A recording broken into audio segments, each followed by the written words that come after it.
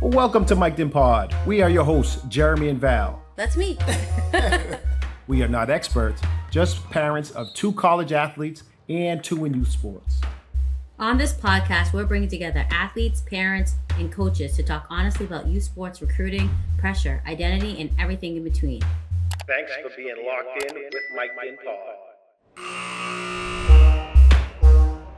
Listen, today we have a very special guest because I feel like this person she's 5'6", but she's a giant in her field. You have to.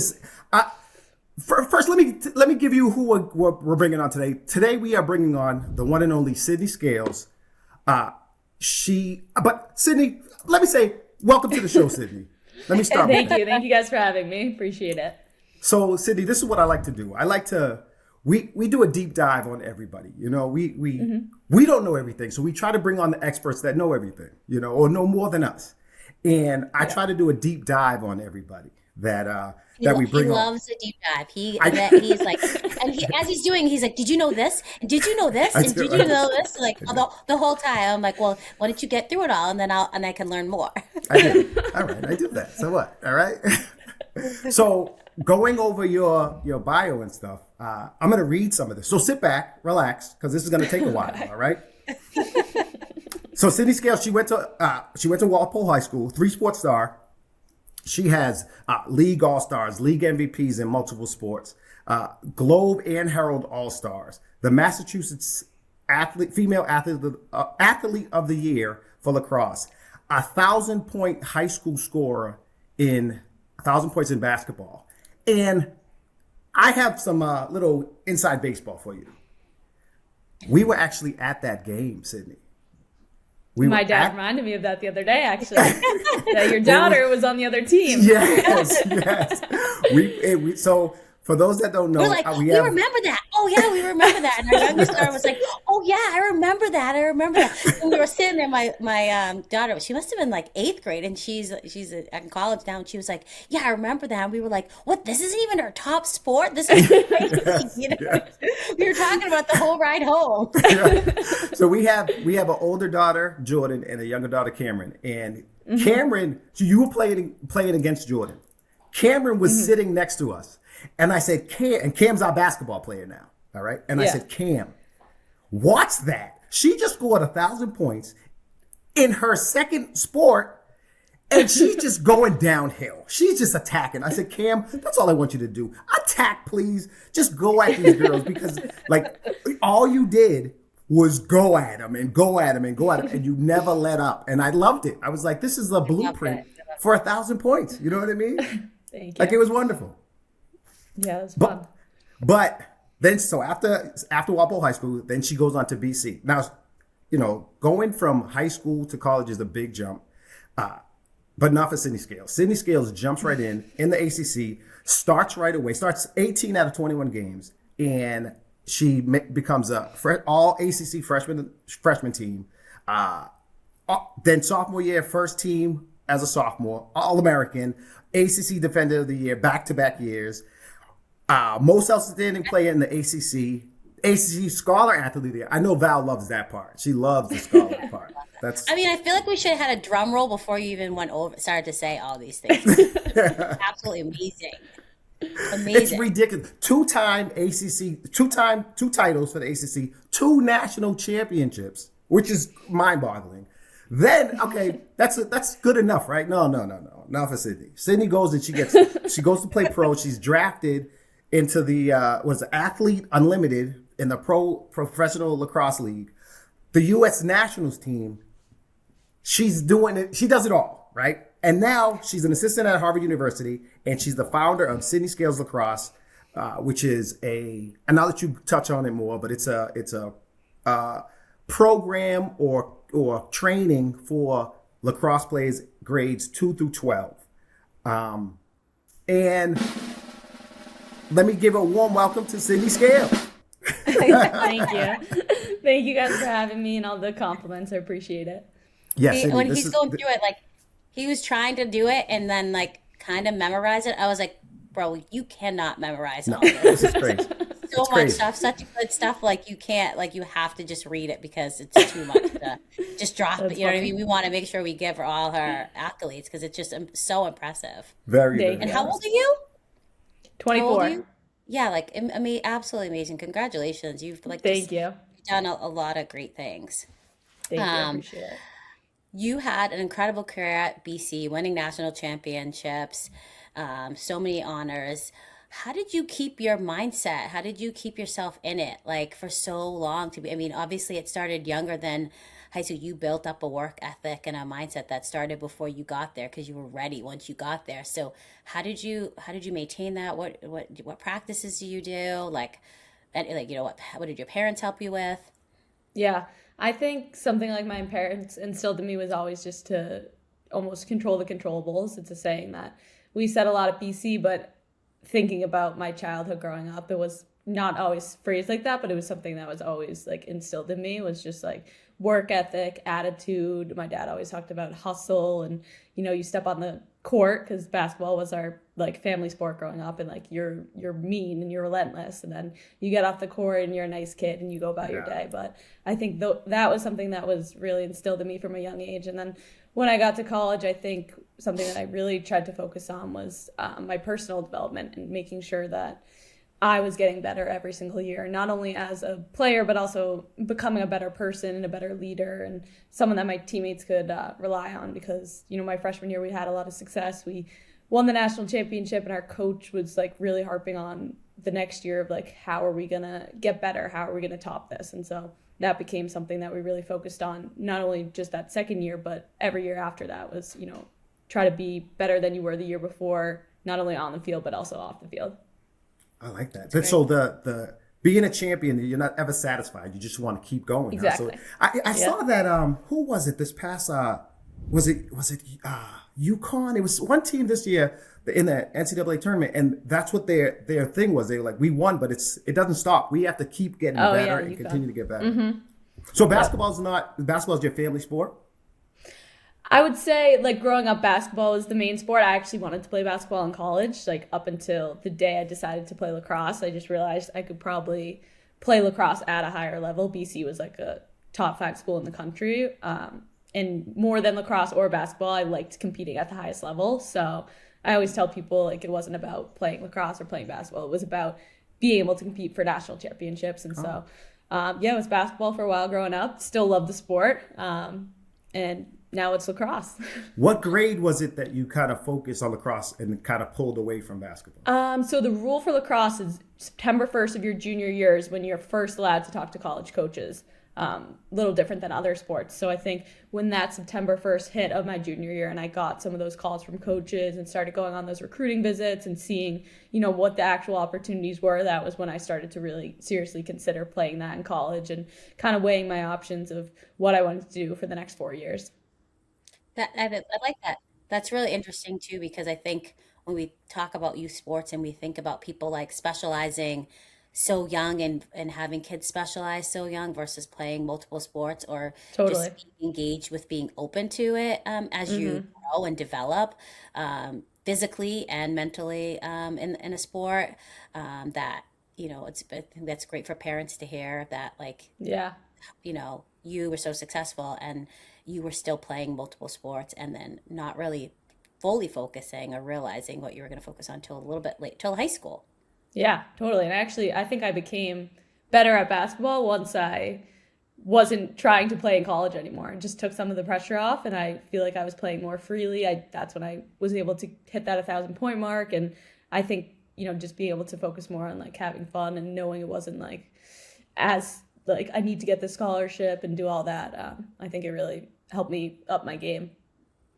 Did you get any looks for college for basketball? Like any offers?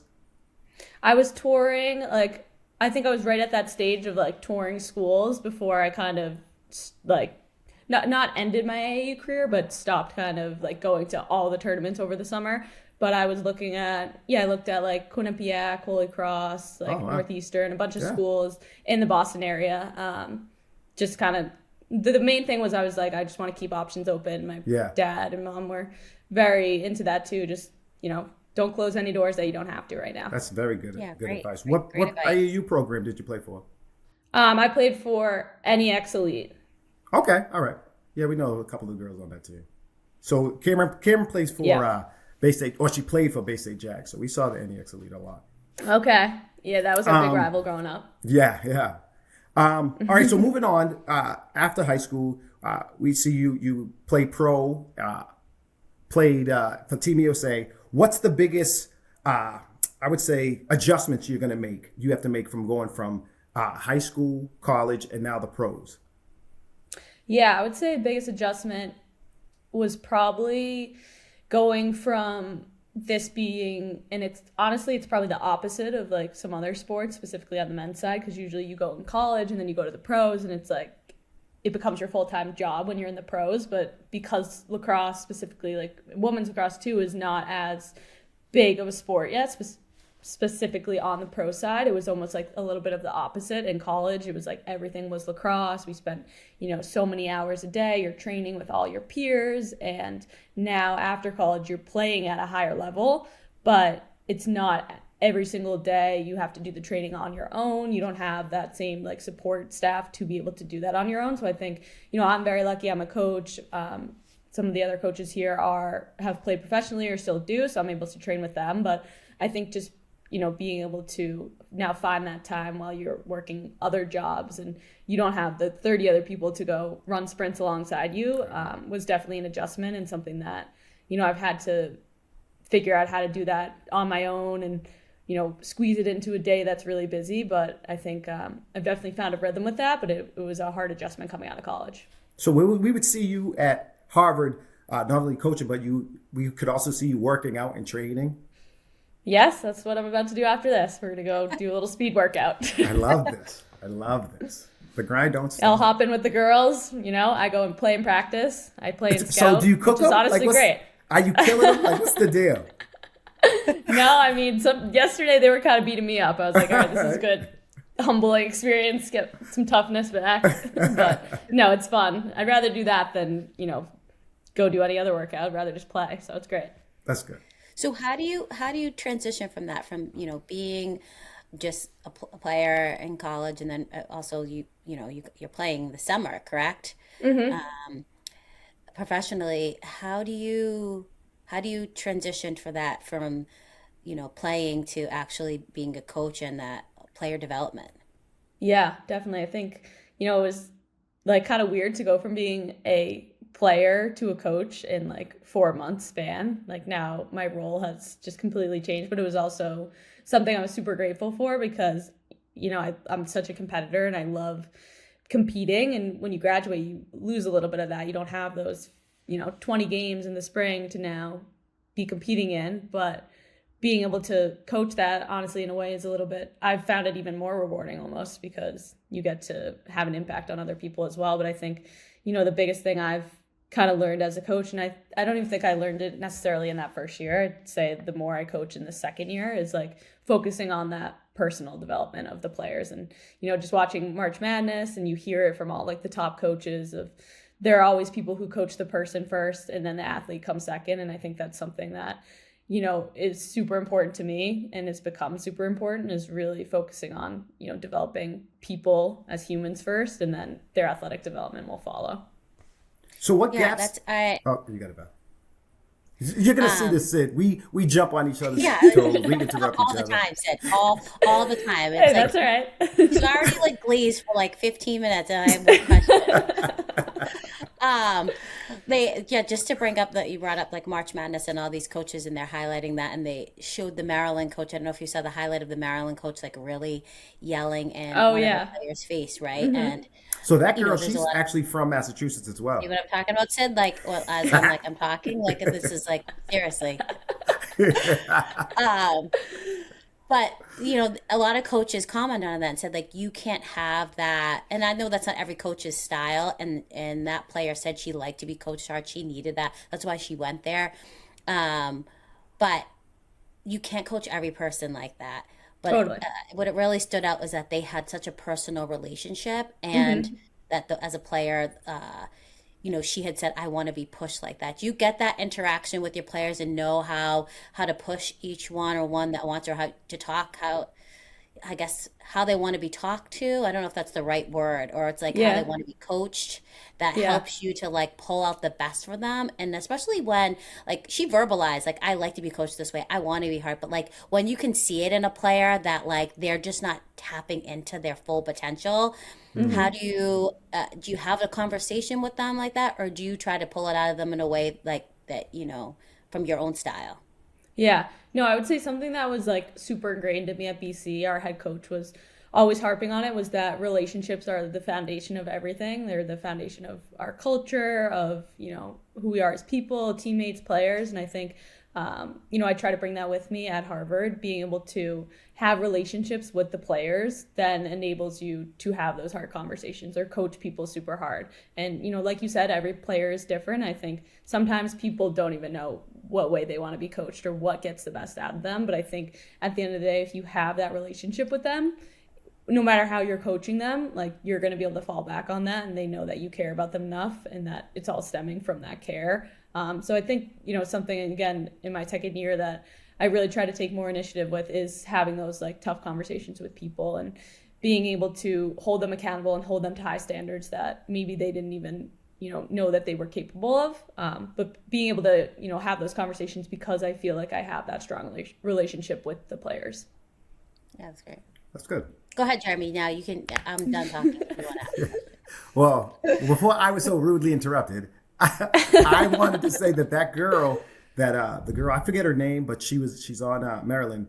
She's from Massachusetts, and my daughter Cameron played against her in AAU, and so we've seen her over the No years. way. And yeah, she went to Duke, and then she transferred to Duke, and now she's at Okay. Maryland. Yeah, so it's kind of, Wow, this is a whole that's funny. full circle thing. Yeah, it really is. We see, it's a whole full circle. Such a full circle.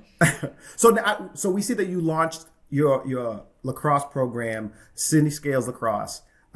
Yep. Why did you do that? What did you see that lacrosse needed out of your knowledge that you wanted to create your program?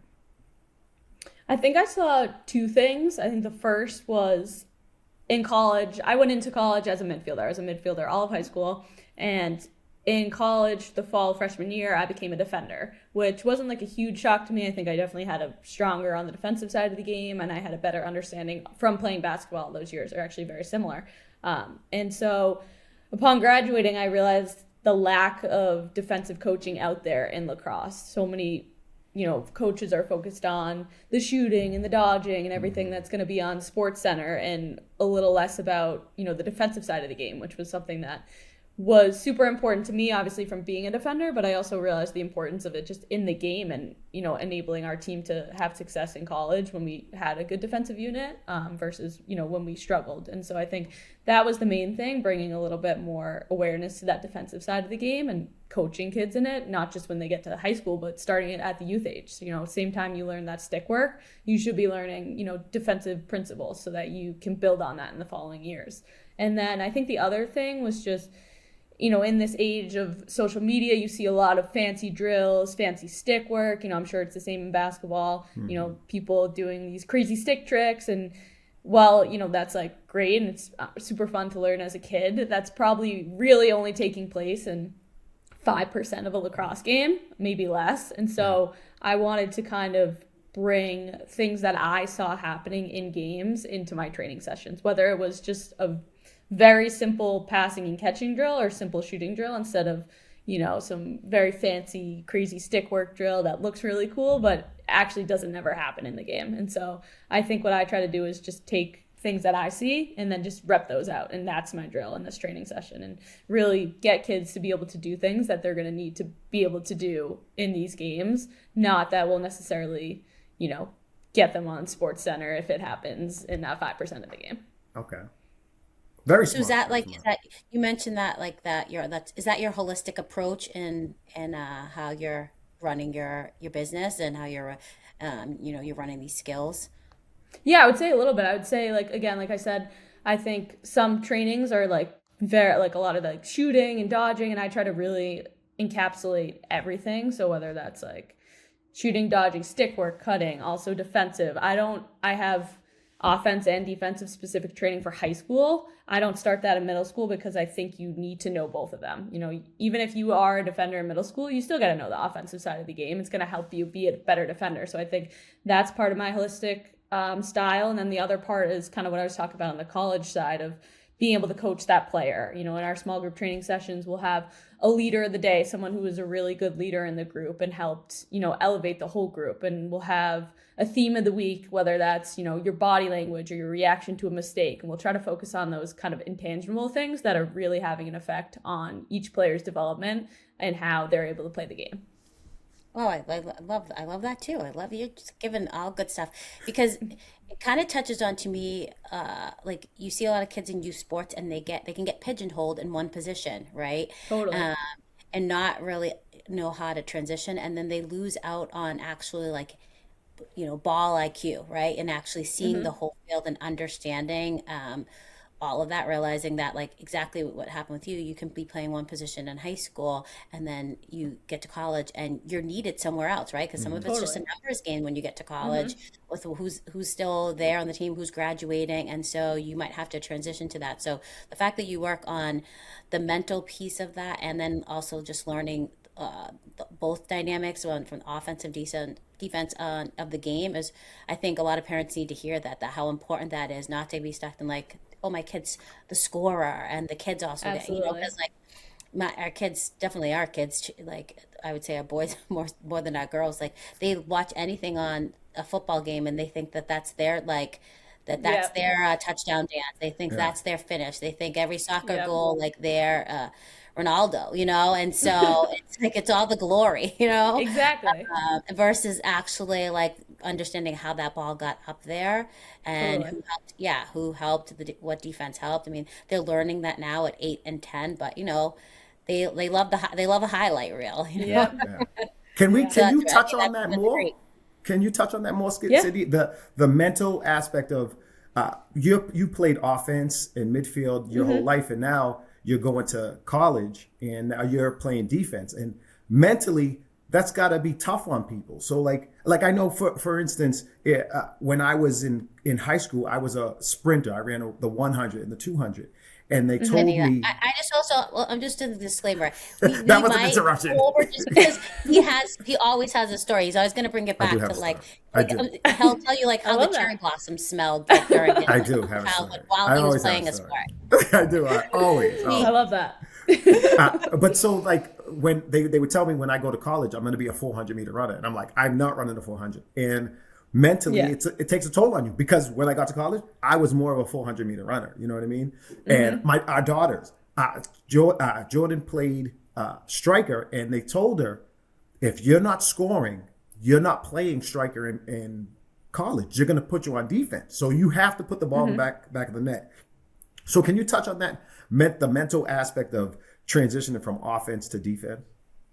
Yeah, no, it was definitely something new, like going from being in every play of the game, right? As a mid-year playing offense, defense, and in high school we didn't really like even sub that much. So it was like going from playing every play of the game to now you're playing, just on the defensive side of the ball was definitely an adjustment. I think something that really helped me deal with that adjustment was two things: playing multiple sports. I think being able to, fall back on my overall IQ of the defensive side of the game. Like I mentioned earlier, lacrosse and basketball have a lot of overlaps. I also played field hockey, and so knowing, okay, I knew that. Those field hockey, the Porkers, you guys were like, yes. Oh yeah, that was a big sport at Walpole High. Yeah, it's crazy. Yeah, we cannot. How did we forget to mention all the field hockey stuff? Sorry about that. Oh no, it's too much. I talked for 10 minutes about all her accolades. You want me to go back and talk about? No, that's for the best. Come on. But I mean, being able to like play different positions in other sports, and field hockey I was forward, in basketball I was point guard, and so being able to have that knowledge in other sports of different positions allowed me to be more confident, I think, when my position got changed, because it was like, oh, all right, well, I've played different sports in other positions. My identity is not just like one side of the ball or one position. And then the other thing was just, falling back on all those controllables that I mentioned at the beginning of the call, the work ethic, the hustle. Just because my position wasn't changing doesn't mean any of those changed. And I think that was a huge part of my identity as a player, and something that I knew, okay, I still have this regardless of what position I'm playing, and that's going to give me confidence and allow me to execute and play in my role on the team. Yeah, wow. So your multiple sports helped you to be able to pivot and know, because you were doing it all year Yeah, round. exactly. Yeah, that's great. Yeah, we're high on that. We're high on multiple sports. Love multi-sport athletes. Every guest that we have on, we kind of try to touch on that and ask, when do you focus on the one sport, and how beneficial is it for multiple sport athletes? So as a college coach, is that what you're looking for in recruiting and things like that? I think absolutely. I think that is like such a bonus. If I go on someone's recruiting profile and it says I played basketball, I'm like, oh, this is leg up already, because I was joking with our other coaches. I wish it was criteria that everyone who plays college lacrosse plays basketball, partly because I refer to basketball a lot in coaching, but also I just think it heightens your IQ so much because the overlap amongst the sports, and you're seeing very similar concepts played out, in a little bit of a different way. And so you have a more well-rounded view of the sport. Pick and rolls are basically the exact same in basketball and lacrosse. Same with defense, help defense, sliding, all that. So I think, seeing these multi-sport athletes, I just think usually that to me is like, okay, leg up in the IQ area, but also overall athleticism has got to be pretty high if you were able to excel in multiple sports. And, at the end of the day, we need athletes. We can teach you how to cradle. We can teach you how to do all these things, but it's going to be hard to build athleticism in college if you haven't had it in prior years. And so I think that for me is something that is super important, and definitely something that I think is beneficial in recruits. So I think it was a April Fool's thing, but I saw on social media that women's lacrosse in 2027 is going to turn to helmets and gloves because the level of play is increased. And so then Val's asking me like, I don't know if that's true. So then I look at and I can't find it anywhere now. So is that true or is that not true? That was April Fool's. Okay, that was April Fool's. So that's about right, Sydney, too. I'm honestly glad you didn't fall for it. I had so many people texting me, falling for it. And they also posted something that BC was getting a men's lacrosse program. I had like 10 I saw that too. I'm like, it's April Fool's. I saw that too. No, he completely fell for it. I did fall for it. I was like, only because I think news. that would be fun. I think when the girls, I know that you play at a high level, Sid. I know that.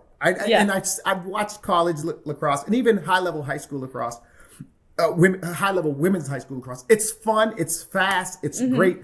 But when they're young and the whistle blows over and over again, I remember being on the sideline and saying like, why don't they just put the helmets and the gloves on and let them play like the boys? You know what I mean? Yeah. What do you think about that? Do you think that could be the next level? Like, do you think that we could turn into that?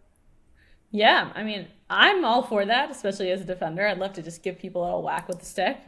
But honestly, no, I think it would be fun. Like watching some of the aspects of the guys, like just being able to like be physical. It's like, why can't we do that as girls? You know what I mean? We're trying to get rid of this image of women being, not as tough and not as strong. So I'm all for it. I think it'd be great. I think, something they're doing in college is adding a lot of rules about the safety of the game, which, on paper is great, but it's really like slowing down the game. And it's going back to, like you said, a lot of whistles every couple seconds. So, if we have to add some extra equipment to not have those calls, I think that'd be great. Yeah. And you guys, women's lacrosse, they don't have the long stick. Am I correct on that? No. Okay. Yeah, no. Okay, so Sydney, every episode we have a segment called the Orange Moment. And what the Orange Moment is at some point in children's growth when we're playing lacrosse or when we're playing sports, the parents bring orange wedges. And the orange wedges, everyone comes over, the other team comes over, and we're all enjoying it. No one cares about the score, and it's just all fun and games. But at some point, those orange wedges are gone. At some point, it becomes serious, and there's a moment there's a lesson and there's a shift in something that changes everything. So we want to know what your orange moment is. When did the orange wedges go and it started to get serious? Yeah, I would say my orange moment probably came in high school, so maybe a little bit later than others. But I would say, like, growing up, I was, very fortunate to be on a lot of the top teams and have a lot of success. And then I think, like I said, September 1st of junior year is when you can start talking to colleges. And so November of my junior year of high school was when I verbally committed to play lacrosse at Boston College. And that spring, I want to say, probably like mid-spring, I was trying out for a like select kind of team. It was you just play in like one tournament.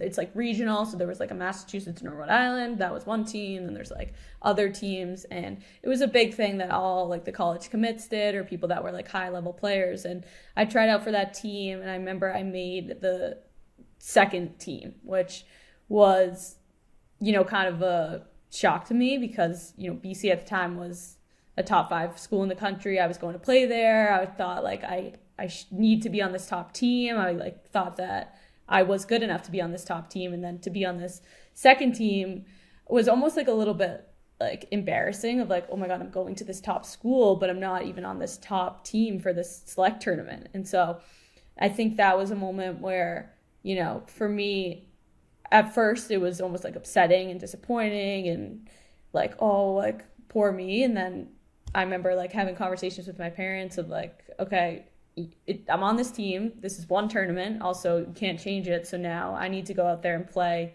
like the best player on this top team right now, even though I'm on the second team. And I think I remember playing and having a really good tournament and then going to try out for another similar team a couple months later. And I ended up, making the top team for that. And I think I wouldn't have made that top team for that second select tryout if I hadn't had that experience of making the second team for that first one and really having that chip on my shoulder and knowing like, hey, it doesn't matter like where I'm going to college, like this, it matters how I play in this tryout right now. And, that was something that was almost a bit of, a little bit of a wake up call of like, all right, I gotta like work my like butt off to be the best player I can. Yes, I'm committed to college, but I'm not at college. My college career hasn't started yet. And I need to make sure like when I get there that I am hitting the ground running and able to compete with this top talent. And that starts right now in high school. And, that was a huge kind of like wake up call to me, but something that, kind of lit a fire in me to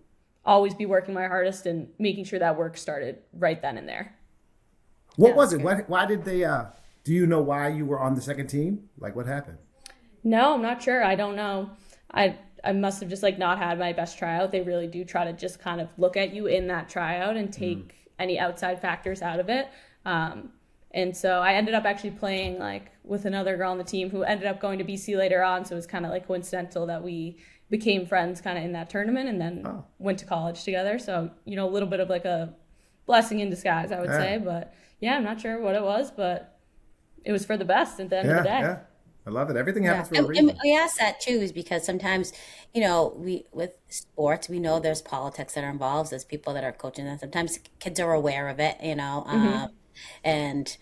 but sometimes, like we've said to our kids, it's a numbers game, right? It's like, Totally. hey, do we have so many midfielders? Do we have so many, offensive players? And when the team's trying to balance that out between two teams and tryouts, that's the way it happens. Like, great advice to your parents for having you push through and helping you switch your mindset from one.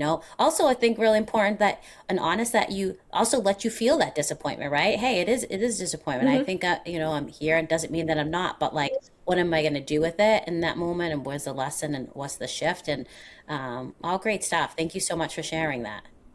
Yeah, of course.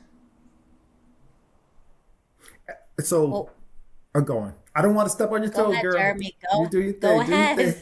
Do your thing. I'm going to do a 5-second pause. I'm going to go count down 1, 2, 3, 4, 5 before I speak every time. I'm going to do 7. I'll do 7. All right, go ahead. You go. We'll just sit in silence. 1, 2, 3, 4, 5. Go ahead. So I do want to say thank you for coming. Where can we find you? We have some followers that are looking for some growth in their children for lacrosse and other, in mental, physical, whatever, where could we find Sydney Scales? Yeah, definitely. We're on social media, my personal social media, City Scales 15, and then my lacrosse company. We have Sydney Scales Lacrosse on Instagram, TikTok. CityScalesLacrosse.com has a bunch of info on everything that we offer. So just search that up and should be able to find everything you need. All right. Thank you so much for coming on with us. We usually have a rivalry with Walpole, and so I'm glad we were able to put that to the side. I know. It's big of us. So, Sydney, thank you for coming on. We really appreciate it. I thought you were a wealth of knowledge, and I think it's gonna come off great for the up and coming lacrosse player that wants to be elite and play at that high level. So thank you so much. Thank you for being locked in with MicdinPod. Thank you for having me. Appreciate it. This is awesome. You guys are doing this. And I'm sorry we didn't mention more about Phil Huckey. He was supposed to mention more. No, that is all for the best. Thanks